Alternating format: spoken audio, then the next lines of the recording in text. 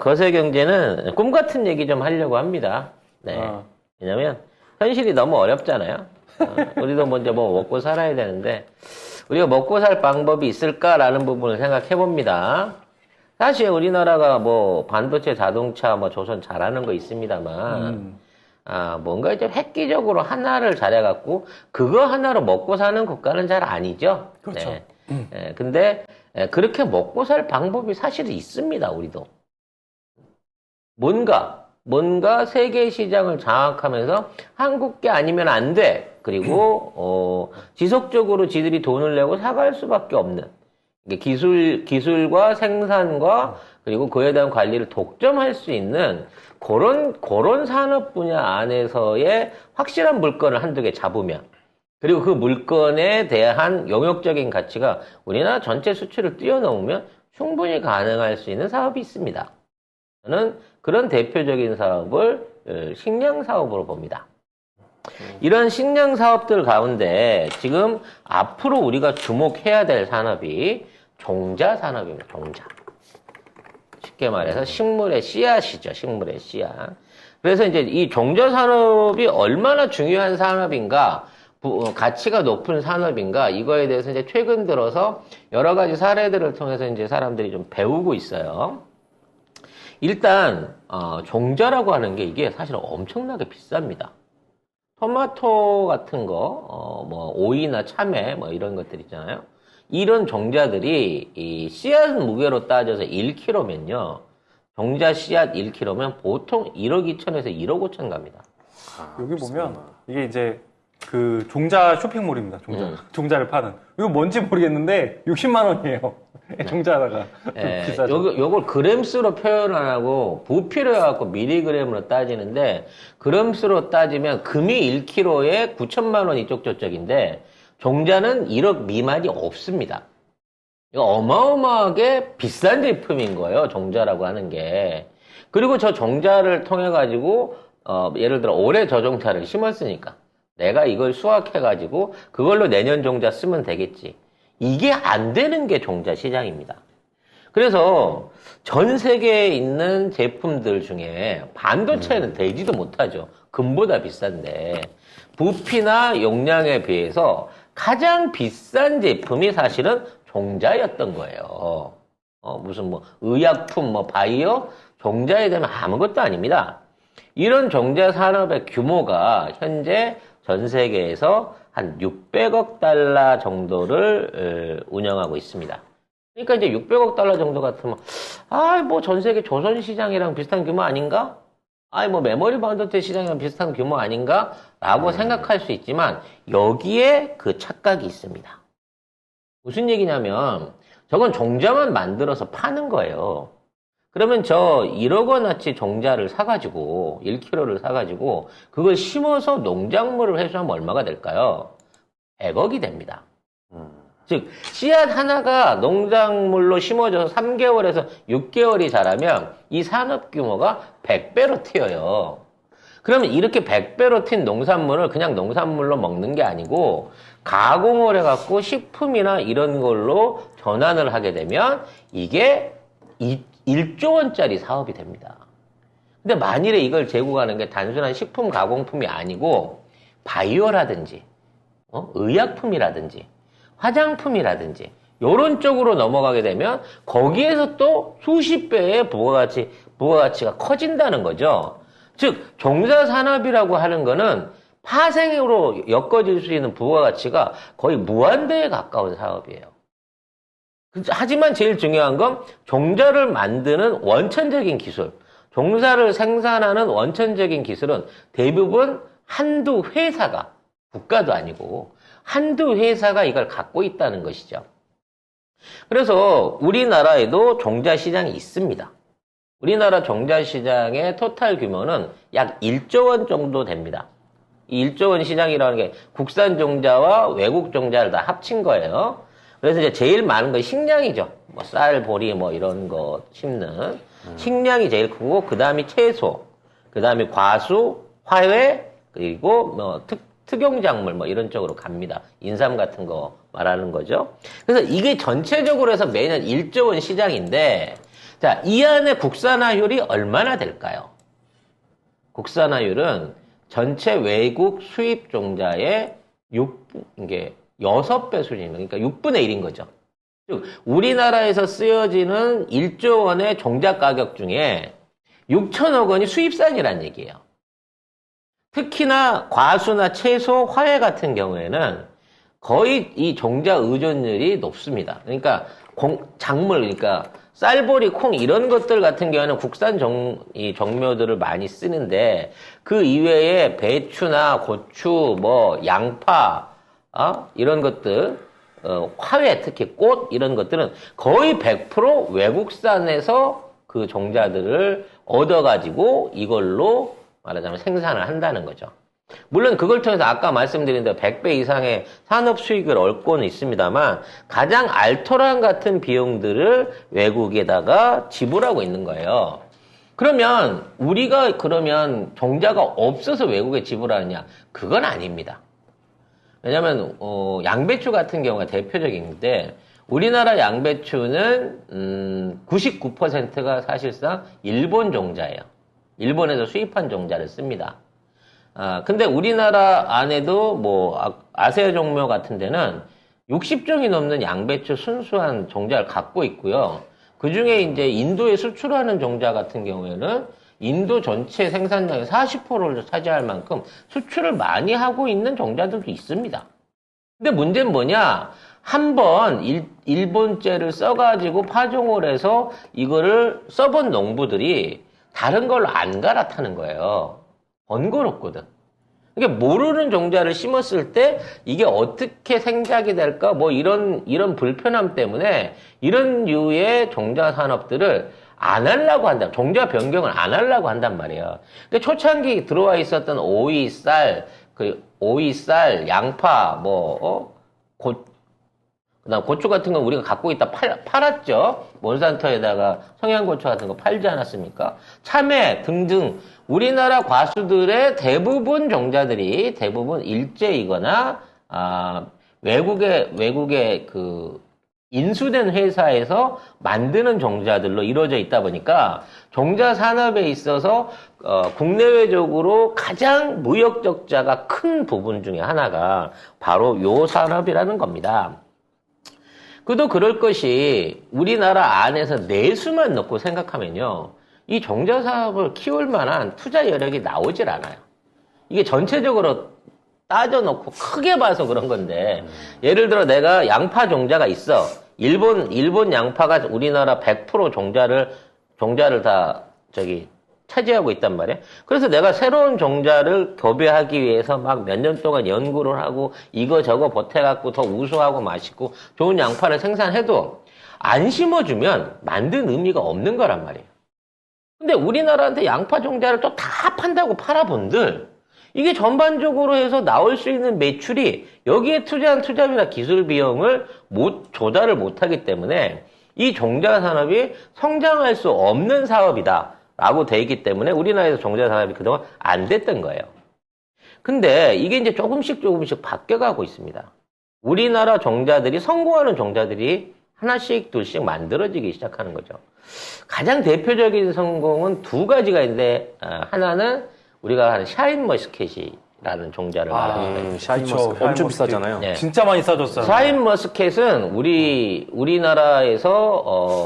우리나라에서 만드는데 이게 원래 일본 애들이 시험낸 샤인머스켓을 1996년, 7년 요때 지네들이 만들었어요. 만들어서 이게 지네들이 발표를 했는데 사람들이 뭔가 싫어했어. 그러니까 청색인 것도 좀 어색했고 알이 너무 큰 것도 좀 부담스러웠고 씨가 없다 뭐 이런 것들 때문에 얘네들이 이 종자 자체를 지들이 안 심었어요. 그러니까 안 팔리니까 품종 등록을 안 한 거지. 근데 그때 우리나라 농부들이 일본 왔다 갔다 하다가 아니 이렇게 맛있고 크고 이쁜데 왜 얘네들이 이걸 안 심지? 한국에 갖고 와서 심은 거죠. 그래서 한국 땅에서 자체적으로 묘목이 생겨나기 시작하고 안면도를 비롯한 해안 지역 안에서 이게 심어지게 되니까 막 어마어마한 당도의 엄청난 수확량을 자랑하게 되면서 맛도 너무 좋았던 거야. 확실히 샤인머스켓이 초반에는 되게 엄청 비쌌는데 많이 이제 풀리다 보니까 조금씩 가격이 떨어져갖고 그래서 이게 결국은 어디까지 갔냐면 외국에 수출하게 되면 상품 한 송이에 1kg 가까이 되는 상품 같은 경우는 비싸. 10만 원이 넘어. 10만 원. 비싸. 국내나 되니까 1kg에 10,000원 선에 먹는 거지 해외에 나가면 10만 원이 넘습니다. 근데 이 원종은 일본 거라는 거죠. 근데 일본이 등록을 안 했기 때문에 맘 놓고 우리가 그냥 심어도 되는 종자가 되는 겁니다. 하지만 우리가 이제 외국에 샤인머스켓 종자를 팔 때는 돈을 받을 수 있다는 거죠. 아, 그래요? 딸기 같은 것도 마찬가지예요. 우리나라 딸기 맛있다고 소문이 나갖고 사실 아시아 딸기 시장을 거의 장악을 하고 있거든요. 이건 역시도 일본 딸기를 받아다 우리가 교배해갖고 만든 교배종입니다. 근데 일본 애들이 여기에 대한 그 교배종에 대한 특허 신청 내지 특허 침해에 대한 소송을 안 하는 바람에 이게 그냥 우리나라 딸기가 된 거죠. 이와 같이 종자를 만들어 갖고 우리나라가 수출을 할 수 있는 여건이 생겨나면서 자, 이쪽 안에 있는 사업들 안에서의 실적이 또는 기대치가 엄청나게 높아진 거예요. 그래서 그러한 고소득 작물이 될 수 있는 이 과수나 채소 이런 쪽에서 요것들이 이제 대체할 수 있는 종목들을 만들어내고 이걸 통해서 대량 장목을 통해서 이걸로 사업화를 시키려는 노력들이 점점 더 많아지고 있습니다. 그러니까 새로운 종자 개발 연구를 계속해서 하고 있다는 거죠. 자, 근데 여기서 중요한 변수가 생겼습니다. 코로나, 그 다음에 코로나로 인한 그 블록화를 통해 갖고 일단 각 국가들이 뭘 생각하게 되냐면 식량 자원을 무기화하는 이런 추세들이 먼저 생겼어요. 그리고 송 작가가 단언코 예언을 하는데 앞으로 2, 3년 동안 엄청난 대기근이 일어날 겁니다. 지금 이번에 있었던 이제 혹독한 겨울 추위의 영향 때문에 앞으로 올해는 전체적으로 추운 날씨, 북반부 같은 경우에는 전체적으로 추운 날씨에 가뭄이, 남반부 같은 경우에는 엄청나게 더운 날씨에 홍수가 올해 내내 지속될 거예요. 그래서 그런 기후 때문에 작가님이 이제 그 스마트팜 쪽도 괜찮을 거라고 말씀하셨죠. 왜냐면 이게 정상적인 그 노지에서 작물을 키울 수 없고 앞으로 그런 노지에서 키우기 위한 작물에 대한 새로운 종자 연구 또는 새로운 종자의 파종이 필요로 하게 될 위험성이 높아진다는 겁니다. 그리고 또 하나 이런 날씨의 변화 그리고 그 환경의 변화는 필히 바이러스성 역병을 만들어내는 식물에 관련한 일종의 병충해를 만들어낼 거고 이건 지금까지 없었던 형태의 병충해이기 때문에 절대 지금 있는 상황에 제초제로나 지금에 있는 방제 방식으로 할 수 없는 이 강력한 바이러스성 병충해들이 생겨나면서 옥수수, 콩, 밀, 쌀 이런 쪽에서 엄청난 수확량 감소가 일어날 겁니다. 그래서 이걸 대체할 수 있는 새로운 종자를 찾는 쉽게 말해서 지구 전체의 농산물에 대한 기본적인 베이스들이 새롭게 바뀌는 계기를 만들 거라는 것이죠. 근데 전 세계에서 가장 많이 키우는 작물은 밀입니다. 하지만 전 세계인들이 가장 많이 먹는 주식은 쌀이죠. 옥수수보다 밀이 더 많아요? 예. 그리고 전 세계에서 가장 많은 소비량을 보여주는, 경작지가 넓고 소비량을 보여주는 작물이 콩입니다. 우리는 앞으로 국산 밀, 쌀, 콩 종자에 대한 새로운 종자 전쟁에서 승리할 가능성이 가장 높은 나라입니다. 일단 이제 밀 같은 경우에는 아직 우리가 밀을 원래 많이 안 키우기 때문에 국산 밀에 대한 어떤 저기가 없어요. 그 데이터들이 많이 없긴 합니다만 국산 밀이 놀랍게도 그러니까 지구상에 존재하는 밀의 원조상하고 가장 가까운 밀이라고 합니다. 그러니까 우리나라가 농경을 겁나 일찍부터 시작을 한 거예요. 쌀도 마찬가지예요. 우리나라에서 출토된 쌀에 최초의 야생쌀로 보이는 쌀의 최초 종자라고 해야 되겠죠? 이게 무려 15,000년 전에 한반도에서 쌀이 재배됐거나 또는 쌀이 자생적으로 자라고 있었다는 증거가 우리나라에서 나오고 있습니다. 그러니까 우리가 쌀의 주산지를 태국이나 뭐 인도나 중국으로 알고 있지만 그쪽에서 나오는 쌀들은 5,000년 전에 일어난 거고 우리나라에서 출토된 쌀은 15,000년 전에 이미 쌀이 출토된 거예요. 그래서 아니 그거 완전 야생벼 아니에요? 라고 말할 수도 있지만 이게 단순하게 벼가 이렇게 무너져 있는 상태에서 온 게 아니라 모가지만 쳐낸 알곡 상태에서 발견이 됐다는 거야. 이게 채취를 했든, 이게 어찌됐건 사람이 살아있는 벼에서 이걸 뜯어갖고 보관한 흔적이 존재하는 게 우리나라라는 거죠. 그래서 전 세계에서 밀의 원종에 가장 가까운 유전자를 갖고 있어요. 그러니까 지금 있는 밀들은 변종의 변종이기 때문에 유전자 안에 갖고 있는 일종의 특성들이 많이 변질이 된 겁니다. 근데 우리는 순수한 밀의 유전자를 대한민국 밀이 갖고 있는 거예요. 두 번째로 쌀 같은 경우에는 전 세계에서 가장 많은 3,000여 종 이상의 원곡들이 존재하는 나라가 대한민국입니다. 쌀 종류만 해도 3,000곡이 넘는다는 거야. 그리고 가장 오래된 다양한 벼들에 대한 품성을 갖고 있기 때문에 우리나라가 쌀 육종학에 있어서는 세계 최고의 수준이라는 거죠. 콩이 더 대박입니다. 콩 같은 경우에는 전 세계에서 연구되고 있는 콩들의 종류가 3,000종에서 3,500종인데 우리나라 전남대학교에서 보관하고 있는 콩 종류만 7,000종이에요. 그래서 이러한 다양한 콩들을 겹에 조성해가지고 새로운 종자를 연구해내는 거. 이거는 유전자 조작을 하지 않는 이상은 정상적으로 수분을 통해갖고 같은 속들끼리 교배를 해야 돼요. 그렇기 때문에 이게 단순하게 새로운 변종이 나오는 게 뭐 무슨 작정을 하고 되는 게 아니라 얘랑 붙여봤는데 여기서 이런 게 나왔네? 라는 방식으로 만들어내는 게 새로운 종자란 말이에요. 그러니까 GMO 같이 유전자를 조작하는 방식이 아니라 자연적인 방식으로 이걸 할 수 있으려고 하면 유전자 자원이 풍부한 원곡을 갖고 있어야 되는데 이 부분에서 대한민국이 전 세계 최고라는 거죠.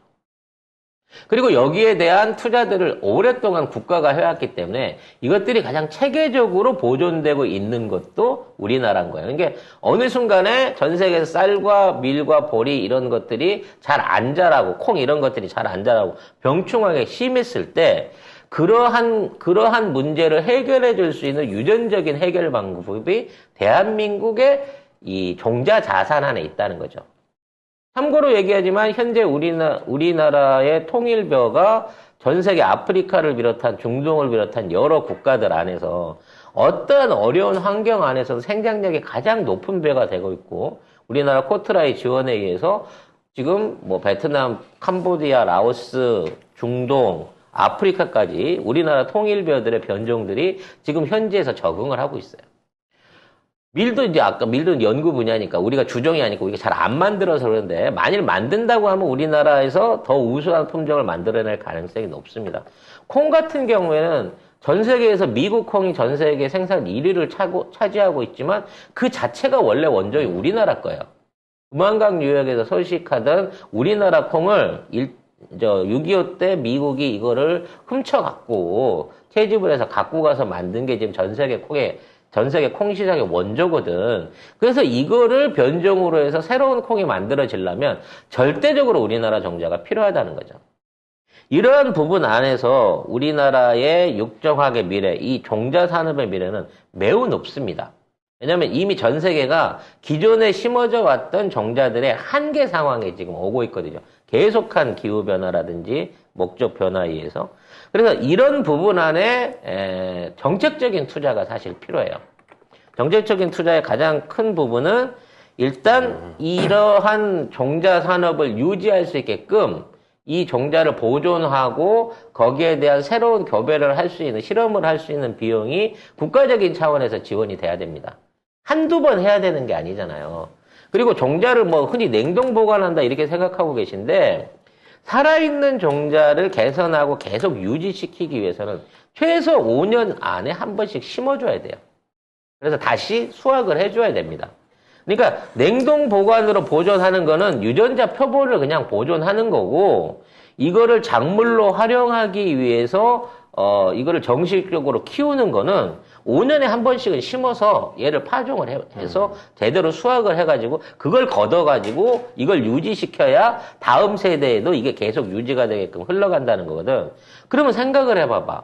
7,000종의 콩을 계속 유지시키기 위해서 7,000개의 새로운 콩들을 심으면서 또 이 콩들을 서로 교배를 시켜갖고 새로운 종의 콩이 나오나 안 나오나에 대한 실험이 필요하다는 거야. 그래서 그 안에서 어떤 종자를 만들어낼 수 있을지는 붙여봐야 아는 거야, 결과는. 예측 모델이 안 나오니까. 그래서 이러한 꾸준한 투자에 대한 투자가 국가적인 차원에서 이루어져야지 개인이나 기업이 우리나라 시장을 보고 이걸 할 수 있는 일이 아니라는 거거든. 이게 이루어지기만 하면 이러한 작물을 기본 베이스로 한 농약부터 농기구, 비료, 거기에 관련된 연관 산업들이 일제히 같이 투자를 해줘야 돼. 수직 계열화가 되어야 된다는 얘기죠. 그러면서 새로운 시장을 확대를 해야 돼. 우리가 지금 사하라에다가 지금 감자 농장 해줬잖아.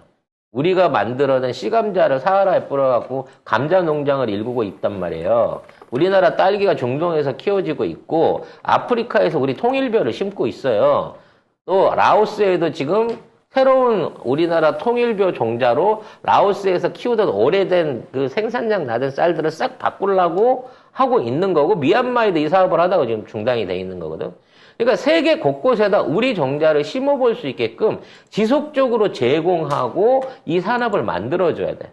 수단에서 우리 깨 키우고 마늘 키우고, 아프리카에서 우리 당근 키워요. 양파 키우고. 즉 우리나라 종자들이 해외에 나가갖고 현지화가 돼가지고 거기에서 일종의 새로운 생태계, 이 작물 생태계를 이룰 수 있게 하는 지속적인 시장 개척에 투자를 해줘야 된다는 거지. 이건 역시도 장기적인 투자와 펀딩이 필요한 부분입니다. 마지막으로 이걸 외연 확대를 해야 돼요. 즉 어떠한 작물을 만들었을 때, 쌀을 만들었으면 쌀을 갖고 튀겨서 튀밥 만들어 먹는 데서 그치지 않고 쌀에 있는 효모라든지 쌀 눈이라든지 쌀 겨라든지 이런 걸 이용하고 바이오 제품을 만든다든지 화장품을 추출해 난다든지 의약품을 만들어낸다든지 이런 방식으로 농산물 자체 안에 함유되어 있는 각종 유효 성분들을 바탕으로 한 일종의 바이오 사업들을 확대시켜줄 필요가 있다는 거죠. 그래서 앞으로 이제 전 세계는 사막이 농업국이 될 수 있어요. 사우디가 중동의 농업국이 되고자 하는 이유가 거기에 있는 거고, 아프리카에 있는 국가들이 사막을 개척해갖고 그걸 식량창고로 변화시키기 위한 노력들을 하고 있습니다. 이런데 가장 필요로 한 게 종자 기술이거든요. 현지에서 특화돼갖고 생존하면서 좋은 수확량과 좋은 품질을 낼 수 있는 종자 생산 기술이 필요하다는 거야. 그러니까 대한민국 종자 산업의 미래는 대한민국 안에 국한하고 시장을 보면 안 돼요. 전 세계를 베이스로 해가지고 이러한 투자를 해줘야 되는데 아직 그런 게 안 되니까 국내에 있는 이 종자 관련된 회사들이 전부 다 외국에 넘어가거나 지금 영세한 수준을 못 미치고 있다는 거죠. 하지만 이 대세가 이루어지게 되면 지금도 마찬가지예요. 몬산토라든지 해외 유수의 그 기업들이 아까 얘기한 우리나라 농진청이나 전남대학교나 또는 이러한 기술들을 갖고 있는 국내 농학자들을 상대로 천문학적인 스카우트 자금을 제시하면서 새로운 종자 산업을 활성화시켜보자라고 하는 요구를 하고 있습니다. 그분들이 돈에 팔려서 나가버렸잖아요. 그러면 우장춘 박사를 한국으로 보낸 일본 꼴 나는 거예요. 우장춘 박사가 우리나라에 넘어오면서 우장춘 박사 그 여행용 가방 2개 안에다가 본인이 수집했던 일본에 있는 거의 모든 종류의 씨앗들을 정묘 씨앗들을 전부 다 갖고 들어와서 우리나라에서 육종을 시켰습니다. 그걸 통해서 오늘날 우리의 통일벼도 만들어진 거고요. 각종 과수들과 채소의 채소의 뭐 양파, 배추 이런 것들의 기본적인 씨앗들이 다 우장춘 박사의 그 가방 하나에서 나온 거예요. 평생 동안 그걸 통해 가지고 아버지의 민비씨의 참여했던 아버지의 죄를 아들이 씻었죠. 인정은 못 받고 있지만. 근데 그만큼 그 종자의 가치가 어마어마한 겁니다. 그 우장춘 박사가 없었다 그러면 우리나라 식량난 해결이 훨씬 더 오래 걸렸을 겁니다. 따라서 이와 같은 우리가 이 사계절을 갖고 있는 환경과 지리적인 어떤 위치, 그리고 뭐 한국의 어떤 토질적인 특성에 의해 갖고 우리나라에는 전 세계에서 가장 우수한 농수산물 종자가 사실은 너무 많은 이런 유전자원, 이 종묘자원의 보고입니다. 여기에 대한 투자만 이루어지고 장기적인 플랜만 가능하다고 치면 우리는 이 씨앗만 팔아먹고도 이 씨앗만 재배할 수 있는 기술만 가지고도 전 세계에서 떵떵거리고 살 수 있는 그만한 가능성이 있는 사업이 바로 이 종묘 사업이다라는 점을 모르게 여러분들하고 알고 싶어요. 여기에 관해서 이제 93년도에 우리나라도 종묘 산업과 이런 것들을 개발시키기 위한 노력들이 쭉 있었습니다만, 이게 이제 1차적으로는 이 IMF 다 뭐 휘청해갖고 종묘 회사들이 넘어가면서 없어졌고요.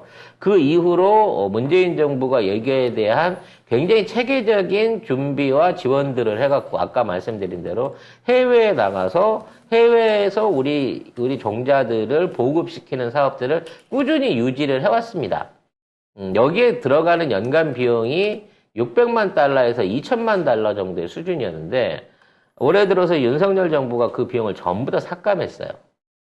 그래서 이 사업이 사실상 중단 사태에 있는데 이거는 정말 미래에 있는 황금을 낳는 거위를 지금 병아리 상태에서 목을 비틀어 버리는 거나 마찬가지 짓거리거든요. 이 관련된 종묘 관련된 사업에 대한 프로젝트는 우리가 안 하면 딴 놈들이 합니다.